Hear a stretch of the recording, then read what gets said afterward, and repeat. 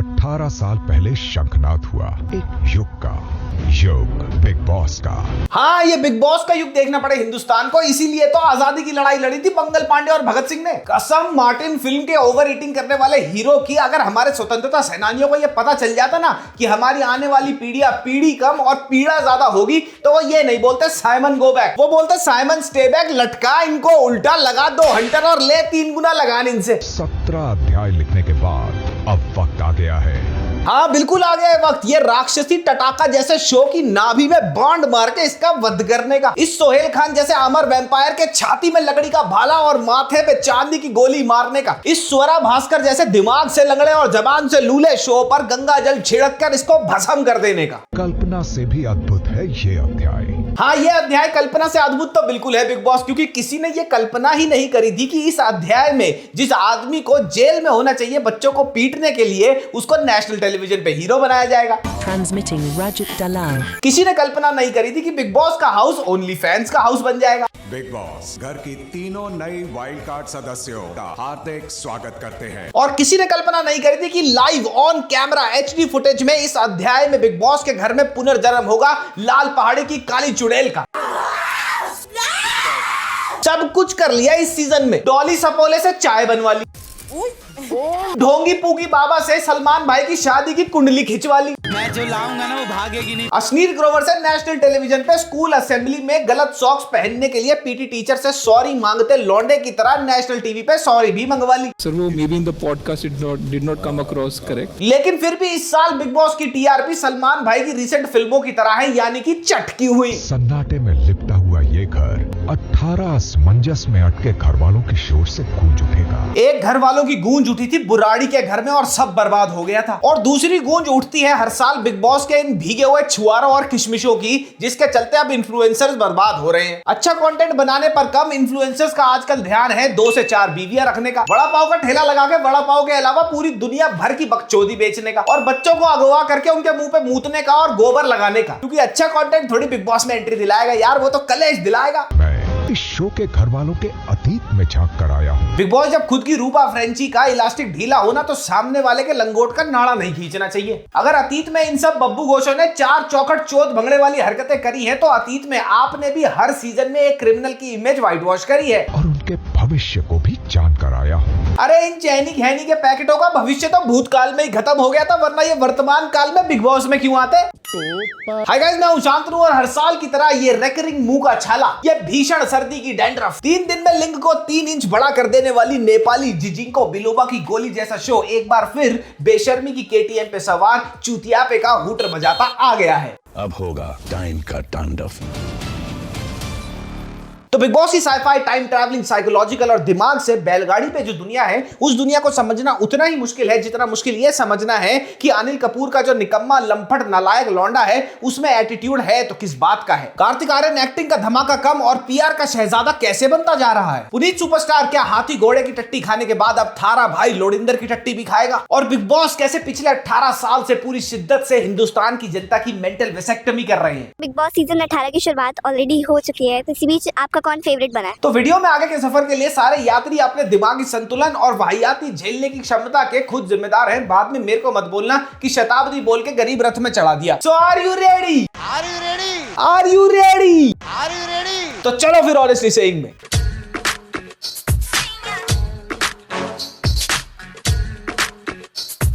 जैसे रणवीर सिंह की लाइनें खींचने की आदत नहीं बदल सकती, जैसे ओरी का हर पार्टी में खुशी कपूर का मांग टीका बन के जाने की आदत कभी नहीं बदल सकती, और जैसे मुकेश खन्ना की शक्तिमान के लिए वन साइडेड जहरीली मोहब्बत कभी नहीं बदल सकती, बिल्कुल वैसे ही CBIJW यानी कि सैफलिन भाई इंस्टीट्यूट ऑफ जाहिल स्टडीज एंड एडवांस्ड वाहियाती AKA बिग बॉस आज तक बिल्कुल नहीं बदला है। हर बार की तरह इस बार भी भाई को झाट इंटरेस्ट नहीं है शो को होस्ट करने में। बिग बॉस के घर में फिर एक बार आपका स्वागत है सलमान। देखा, सलमान भाई ने मुड़ के बिग बॉस को हाय हेलो तक बोलना जरूरी नहीं समझा। मन ही मन भाई भी यही बोलते होंगे, यार ये एक बिग बॉस और दूसरा आयुष शर्मा, दोनों मेरी जिंदगी में ऐसे घुसे जैसे निक्कर के अंदर ततैया। लेकिन आजकल जैसे सैमलियन भाई औहदे के नशे में चूर अपने एटीट्यूड की पजेरो बिग बॉस में दे मारते हैं ना, ऐसी बदसलूकी की रैश ड्राइविंग हमेशा से नहीं होती थी। क्योंकि जब सलमान भाई ने इसका सीजन 1 होस्ट किया था तो घोड़ी बना लिया था सलमान भाई को बिग बॉस ने।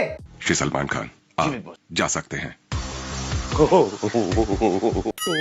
ब्रेन रॉट हो जाता है ना यार ये शो देखकर, तो फिर गोली मारो इस शो को और ये देखो मेरी टॉप 5 पिक्स 2024 के लिए। सरफिरा डिज्नी हॉटस्टार पर a fantastic film that will fill you up with motivation and determination. Rautu का राज Z5 पर a fantastic murder mystery that will keep you hooked. $1 million listing Sony Liv पर एक ऐसा शो जो आपको लेके जाएगा इंडिया की some of the most desirable properties में। The journey of India Discovery Plus पे जानो इंडिया के इंडिपेंडेंस के बारे में with India's top celebrities as narrators. Jamkudi Shemaroo me पे एक बहुत ही बढ़िया गुजराती हॉरर फिल्म जिसमें आपको देखने को मिलेंगे द मल्टी टैलेंटेड इन्फ्लुएंसर विराज गहलानी। अब तुम बोलोगे भाई इतनी सारी फिल्में तो तूने बता दी, पर ये भी बता दे कि मुश्किल से मुश्किल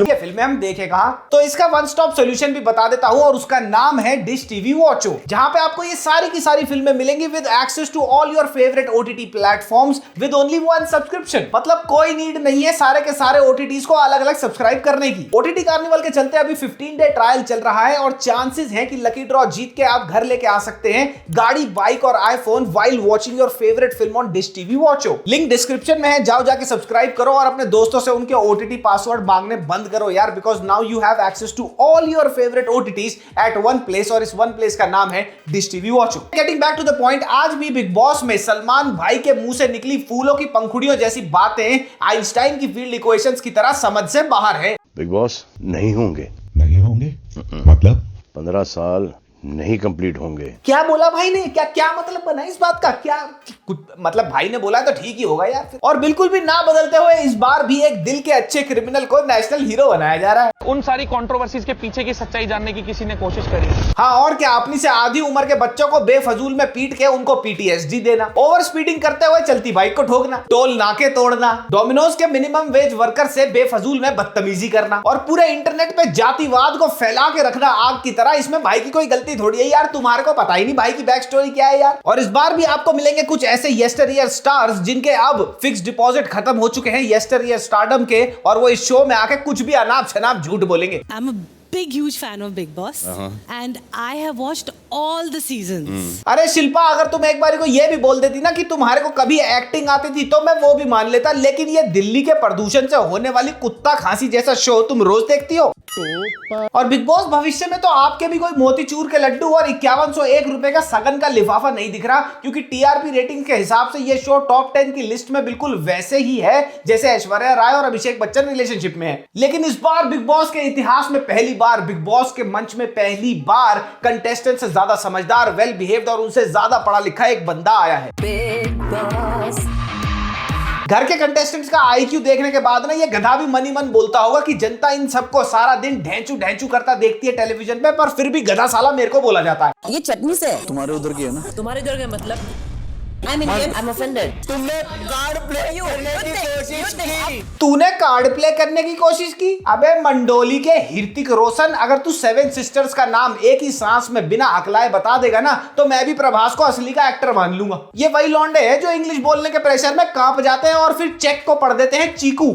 गुड लुक्स यहाँ नहीं आते, गुड बॉडीज यहाँ नहीं आती, because your primary job is to be a good actor. Looks और बॉडी मैटर नहीं करते, लुक्स और बॉडी। अरे सलमान भाई भाई भाई आपको कह रहा है, देख लो, कह रहा है कि बॉडी बना के एक्टिंग नहीं आती। भाई आपको देख लो, समझा दो इसे क्या कह रहा है। मैं आ जाऊं क्या अपनी पर? सीरियस एक्टर्स हाँ, तो अब 4 दिन के भूखे प्यासे बताएंगे कि बफे में कौन कौन सी डिशेस लगनी चाहिए। अबे खारी बाउली के रॉबर्ट पैटिंसन, तेरा सबसे बड़ा और पॉपुलर शो यानी कि प्यार की एक कहानी ट्वाइलाइट और वैम्पायर डायरीज का एक कुपोषित देसी बच्चा था, लेकिन मियां चिलगोजे तो लगाएंगे एक्टिंग की मास्टर क्लास बिग बॉस में। मैं पीछे नहीं, मैं आगे पढ़ती हूँ, सामने पढ़ती हूँ, मुंह पे पढ़ती हूँ। हाँ, तो इस बात को इतना कुशल मंगल होके बताने की जरूरत नहीं है चाइनीज बिजली बम के पैकेट, क्योंकि कीचड़ और गोबर में पत्थर मारो ना तो वो मुंह पे ही आके लगता है। किसी और लड़की से चैट करेगा ना? किसी और लड़की से चैट कर रहा होगा। ये जो शो में तुम बात बात पर साउथ कोरियाई फिल्मों की उल्टे पैर वाली चुड़ैल बन जाती हो ना, इसको देखने के बाद वो किसी और लड़की से चैट नहीं, किसी बंगाली बाबा से तुम्हारे को पिशाच निवारण बभूत का झाड़ा लगवाने की अपॉइंटमेंट ले रहा होगा। मैं बातें करूंगी तो खुद मर जाएंगे। चलो एटलीस्ट करेले ने ये तो माना कि मैं कड़वा हूँ। फिर तुम्हें दिखेगा करणवीर 21 रुपए में एक हाथ और 35 रुपए में दोनों हाथ पढ़ने की पामिस्ट्री का ज्ञान चोदता हुआ। Never lack of male attention, there always been, है ना? यस। पहले सलमान भाई के इस फैमिली ओरिएंटेड शो में सलमान भाई के फैमिली ओरिएंटेड जोक्स होते थे। मेरे को भी सोना पसंद है। क्या देंगी ईदी में? आप जो मांगो। इस बार सलमान भाई के फैमिली ओरिएंटेड और फैमिली सूटेबल शो में फैमिली ओरिएंटेड गेस्ट भी हैं। हेलो कैन शो, मैं हूँ अदिति मिस्त्री। मेरे फैंस मुझे इंडियन लैटिना बोलते हैं। लैटिना नहीं, लैट्रीना बोलते होंगे। लैट्रीना, ध्यान से सुन। अपनी जनता को, यानी कि आपको, उनको तो दिल में बसाना आता। अच्छा, जनता को दिल में बसाना है। ये जिस जनता को तुम अपने दिल में बसाने की बात कर रही हो ना, वो तुम्हारे दिल में बसने का रास्ता तुम्हारे ब्लाउज में ढूंढ रहे हैं। I am a goddess. I am a goddess. अरे राक्षस डिमरी, थोड़ा कांप, थोड़ा कम झूठ बोल, क्योंकि तेरे चेहरे पे ये डेंटिंग, पेंटिंग और फॉल सीलिंग का काम देखा जाए ना तो गॉडेस तो बहुत दूर की बात हो गई। दुबई के सबसे सस्ते बोटॉक्स क्लिनिक के साथ बार्टर डील करने वाली इन्फ्लुएंसर लगती हो तुम। मुझे मेरे good looks, good body type और ग्रेट स्टाइल के लिए जाना जाता है। Good looks? ईडन, तुम एक फेशियल बोटॉक्स सर्जरी दूर हो 100 हॉरर फिल्म के जिगसॉ किलर जैसे दिखने से। शो के कंटेस्टेंट के करियर्स की रस्सियां जल के राख हो गई है, लेकिन एटीट्यूड के टट्टे आज भी वैसे ही तांबे के हैं। किसी को स्पेशल बेड चाहिए सोने के लिए। मेरे हाथ पांव चलते हैं, मैं नहीं चाहता हूँ किसी की नाक मुंह पे लग जाए। सोते हुए हाथ चलते हैं? ओ कॉनर मैक अग्रवाल, सोते हुए क्या टाइकोंडो जूडू बूडू करता है तू? या फिर वही अपना पुराना जमुना पार्क का वेम्पायर बन के खड़ा हो जाता है रात को सोता सोता? बिग बॉस का घर है ये, लोनावला में लग्जरी गेट अवे करने वाला एयरबीएनबी नहीं, जहां पे जगह मिल रही है ना बिस्तर डाल और तशरीफ टिका ले।